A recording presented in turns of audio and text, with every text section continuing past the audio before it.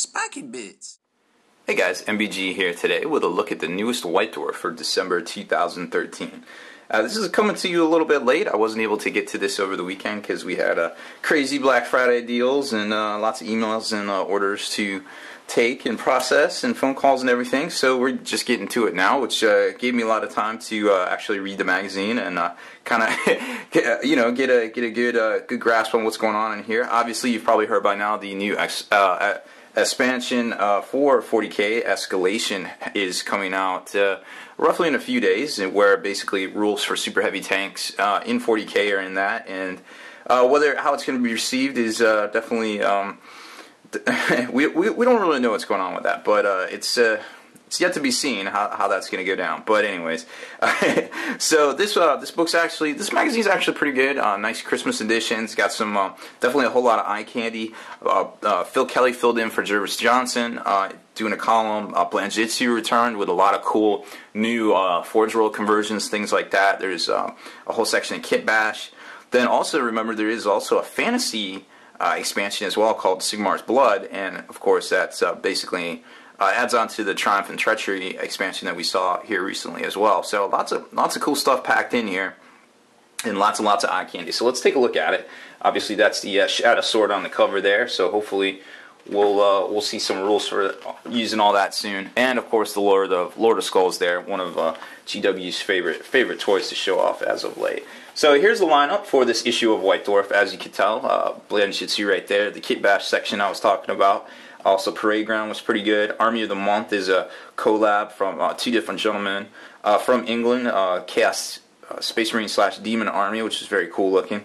Lots going on. Some new closer looks and what was it work in progress shots of some Forge World stuff that we're going to take a look at too. That was very cool. So obviously, there's going to be a whole bunch of new releases. Lots of Lord of the Rings stuff that, or Hobbit rather, that people may or may not be interested in. I'm not really going to cover that stuff because it's all out there. Legolas is coming out, Dwarfs and Barrels, lots of different things. If you've read the 300-page book, you know what to expect. Anyways, so here's 40K Escalation, and you can kind of see how they're doing some of the rules here. They have some preview stuff. And it goes on to show a lot of the different things about how they kind of working it in. Oh, in the back section here. And then here's the expansion for Warhammer Fantasy as well that I was talking about, Sigmar's Blood. This is pretty cool stuff. Then we'll flip to... Oh, and also, I don't know how much fanfare there was about this. This kind of snuck on the radar for me. The Space Marine Ultima Edition looks like pretty cool stuff. Comes in a box set. Lots of cool artwork and galleries and things like that. I'm not exactly sure if it's actually usable, but it's basically like a volume of books contained in a box. So it's a nice little Christmas present if you want to get that on your list. Then it goes into talk about the Advent calendar, which is pretty interesting. Everybody seems to be on the fence on it right now. 25 new little rule book sets coming out, until Christmas. So I don't know what to make of it, if it's ever going to be mainstream or not. But I guess we'll find out soon enough.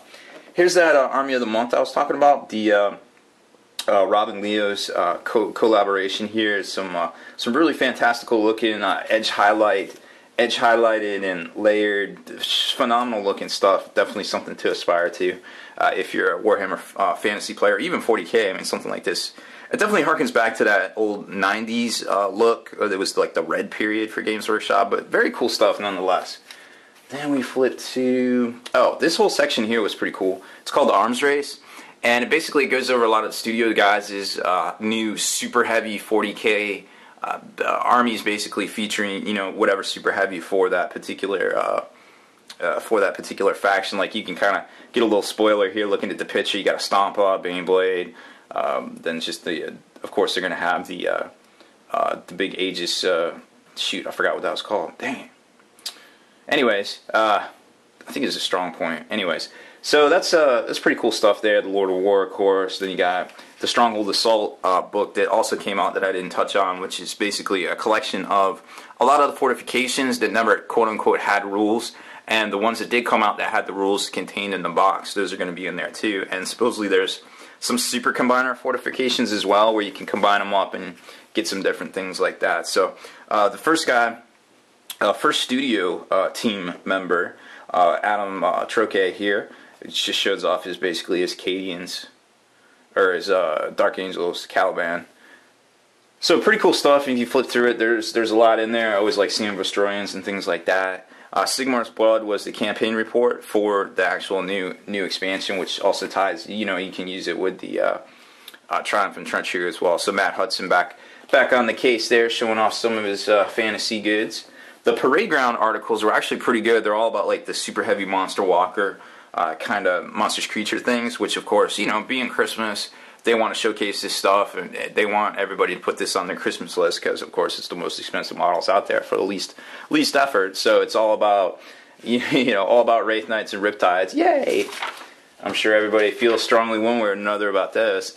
Then the Blanjitsu section was really nice. He kind of upgraded his wares, so to speak. A lot of Forge World stuff mixed in here, and some very cool looking stuff. It definitely this is a section that I looked at the most. Definitely held it up and kind of looked and like, oh, look at that. This is actually one of those Forge World Atomics, I believe it's called, the Mechanicum guys. This is a Herald and Nurgle actually arm from the Mammon, the Demon Prince Mammon, I believe he's called. So it's just very cool stuff just to see how he incorporates it all together there. The kit bash section was all about Dreadnought, so there's about 6 pages of that, which is really cool. There's some nifty stuff in there. Of course, showcasing the big stuff at Christmas. Parade Ground was the U.S. Version of the Parade Ground, which showed off all the armies on parade. And of course, it's part 1 because there was a ton of finalists and things like that. So really cool section. I definitely enjoyed that. Then let's see what else we got here. One section I did not enjoy actually was this month's paint splatter, which is right here. So here's this month's paint splatter. There wasn't that much, in my opinion, good stuff in this one. They did kind of show you how some of the studio guys, these super heavy armies they did, and they just kind of went on to show that, but it wasn't very impressive. And of course, they wrap it up. The UK guys wrap it up with Jeremy Vitalk's column there. Then in the back, the White Dwarf team talks about a lot of different stuff, just some different fantasy and 40k things. Nothing too crazy, but some interesting looking stuff. Then in the design studio, Return of the Kings there, the Perry twins, which of course some very iconic sculptors for the Games Workshop Citadel family. I think they also do a lot of their own historical sculpting and things like that too. Very, very talented individuals. Can't even begin to discuss how talented these guys are, showing off their Lord of the Rings sculpts.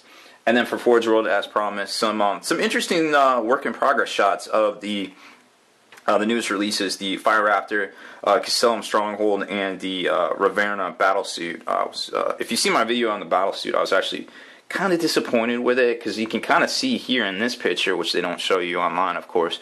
You can kind of see what parts are plastic and what parts are actually the resin themselves. And really, this is literally it for resin parts, and then they don't even give you the rest of the kit. Like, you don't even get the plastic arms and stuff, which I was kind of disappointed with.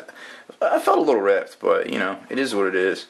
Can't get but so upset about that. And here you can kind of see the plastic components versus the resin components that I was talking about in my video as well, which is not a whole lot of plastic going on there, and that's why you only get 2 of the sprues with that Stormraven there, and some of the weapons and things. So pretty cool looking. Oh, and one more thing too, the Neil Roberts, amazing artist for Games Workshop, definitely one of the better ones. Gallagher, of course, as well. But this piece of art here is the new Emperor versus Horus duel. That's been featured in some Black Library books. And what's really cool about it, if you take a closer look, and you can't see it in this picture, but you could always find it online. Sanguinus is actually dead, like over here-ish, and he's actually bleeding out, and there's a pool of blood. They're actually fighting in a pool of Sanguinus' blood. You can kind of see it right there.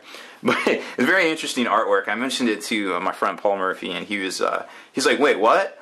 And he totally put him on tilt, and he had to search for it on the internet, and until you made sure I wasn't joking with him, which I was not. They are fighting in a pool of Sanguinus' blood. But anyways, it happens. So that's pretty much it for this video review of the newest White Dwarf here. I'm MBG Rob Bear. Be sure to check out my blog, Spiky Bits, as well as our podcast. I'm a guest panelist on a podcast called Forge the Narrative, and we just we've got about 34 episodes out there, so it's pretty good listening. If you got a lot of spare time, do some painting, want to listen at work, it's definitely worth listening to. So be sure to check that out as well. That's it for this one, guys. Spiky Bits.